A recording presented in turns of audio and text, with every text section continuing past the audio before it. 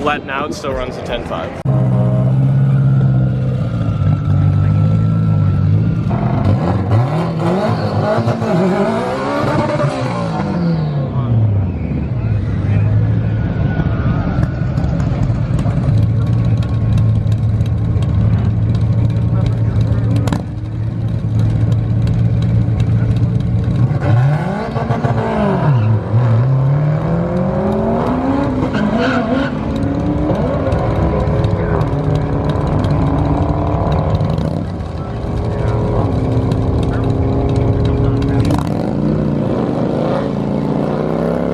What is going on, guys, and welcome back to the channel.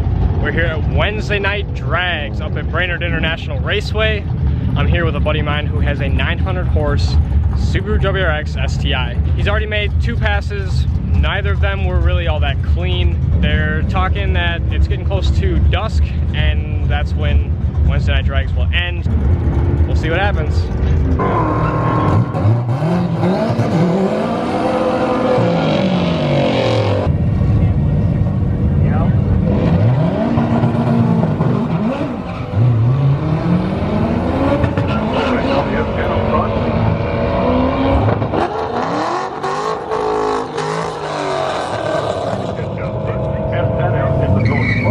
With a 110 mile. Alright, we got one more run. Should be his last run. Sun's pretty much going down right now. Already down, but last run. Hoping he can make it.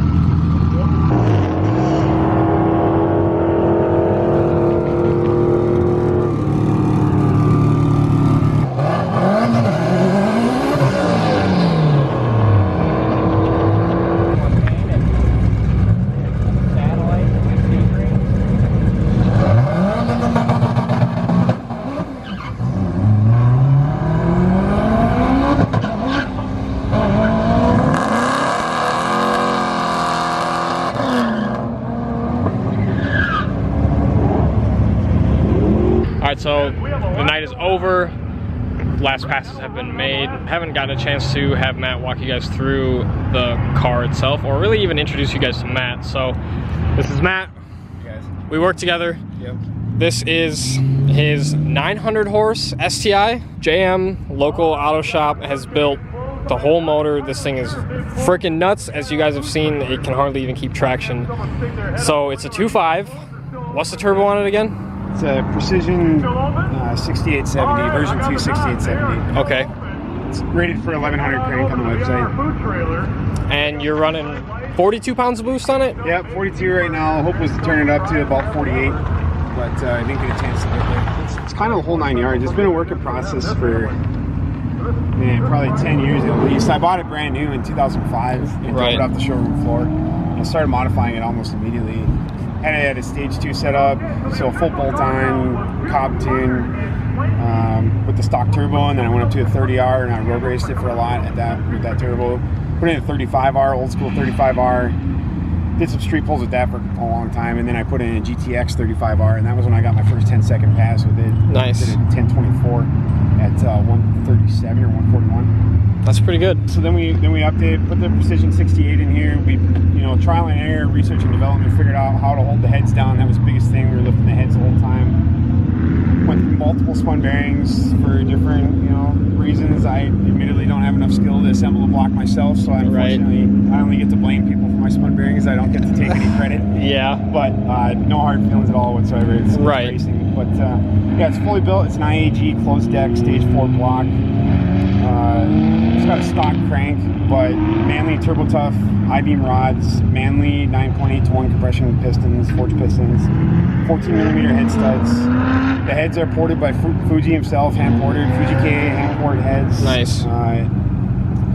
GSC stage 3 billet cams. The turbo kit itself is all basically custom, except for the Killer Bee headers. And then I had somebody cut off the flange and do the rest of it. It's all custom turbo kit. We got a mini radiator that was in stock. That's like some Honda radiator. Fuel system pretty extensive. We got the Injector Dynamics 2000cc injectors. Got a Magnum Fuel 120 psi max fuel pressure regulator. It's dash 8 rails, Aeromotive rails all the way back to the pump. Actually, the pump is the dash 10 outlet. I've got an Aeromotive brushless 5.0 fuel pump with a 5-gallon fuel cell. What fuel were you running on again now? It's Renegade Pro E112, so it's a leaded E85. It's 85% ethanol, but the other 15% is basically Renegade's leaded race gas. Right. So okay. Smells and looks like race gas. Yeah. And then you get all the benefits of ethanol with the lower exhaust gas temperatures and everything else. Nice. And now, one of the other cool things that he told me about this is they're actually logging coolant pressure, which for a car like this, a Subaru, is really important because under all that boost, if you lift the heads even for a little bit, you're gonna see it in that log right away and you're gonna know something's wrong and you gotta take a peek at it. Yeah, it gives us an opportunity to back out before we melt the freaking channel in the head or the block and you have to throw it all away. Right, right. And it's so common. I mean, every single, I'm surprised we haven't lifted the head on this one yet, honestly. Now, is this motor number 7? I guess it depends on what you consider motor. We've torn down and put back together, rebearing and regasket everything, and then sometimes, multiple times, we tear it apart and have to do the whole rotating assembly because you spin a bearing and get some junk between the cylinder and the wall. Especially with the IEG closed deck blocks, you can't bore them. It's a one-time use basically. Okay. You can't bore it. You can line hone it, which I've done. This block has been line honed 3 times. It's line honed to the max main journal bearing size. Okay. So if we tear it apart right now and the mains are off to the point that they need to be line honed, we have to throw the block away. Oh. Oh man. It's just so much force on that little 2.5 liter. Right. Right. They were never meant to do quite this. This is insane. Now, your best pass last year we were talking about was a 949 at 151. 151. Yeah, and it was lifting the head on that pass. I could feel it. We got back. My overflow tank was full. I had coolant that actually squeezed out of the gasket onto the engine itself. Oh my gosh. So, yeah, it was lifting hard. That's crazy. So it had a better passing. It was a soft launch, a 156 60 foot. So okay, it's got a much better passing. And the car is about 200 pounds lighter than it was last year as well. Right. Right. Man, it's too bad that we weren't able to make a clean pass tonight.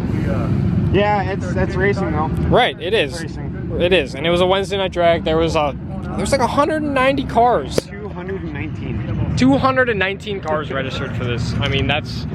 I think that they said that was the most they've ever had. Yeah, on Wednesday night drags. Yeah. It felt like proving grounds. It was horrible. Yeah. Except you only had 2.5 hours to do it.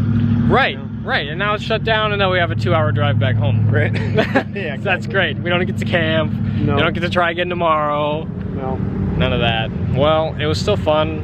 I mean, a lot of cool cars here. A lot of high horsepower muscle cars. Nothing really broke badly. They only really had one long shutdown, and that was right before your last pass, I think. So, overall, not too bad of a night. No, I'll take it. Yeah. You gotta shake stuff down and figure out what you gotta do next. Right, exactly.